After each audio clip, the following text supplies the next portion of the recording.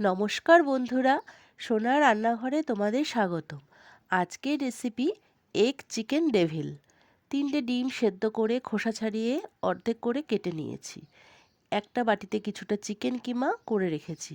এবার তেল গরম করে পেঁয়াজ কুচি, আদা রসুন বাটা, কাঁচা লঙ্কা বাটা, নুন ও হলুদ দিয়ে দিলাম। তারপরে চিকেন কিমা ও জিরে ধনে গুঁড়ো দিয়ে ভালো করে মশলা ভাজা ভাজা করলাম। একটা আলু সেদ্ধ করে মেখে রেখেছিলাম, মশলায় দিয়ে একসঙ্গে কষিয়ে পুর তৈরি করে নিলাম। 1 চামচ লেবুর রসও দিলাম। পুর ঠান্ডা হয়ে গেলে ডিম নিয়ে পুর দিয়ে পুরো ডিমটাকে হাত দিয়ে চেপে চেপে ঢেকে দিলাম। এইভাবে সবকটা ডিম ডেভিল আকারে গড়ে নিলাম। এরপরে একটি বাটিতে একটু নুন দিয়ে কর্নফ্লাওয়ারের ব্যাটার ডিম ডুবিয়ে বিস্কুটে গুঁড়োতে ভালো করে মাখিয়ে একে একে সবগুলো ডিম ভেজে নিলাম। তৈরি হয়ে গেল মুচমুচে এগ চিকেন ডেভিল।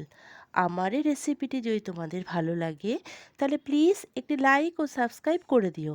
তোমাদের একটি লাইক ও সাবস্ক্রাইব আমাকে এগিয়ে যেতে অনেক সাহায্য করবে। ধন্যবাদ বন্ধুরা।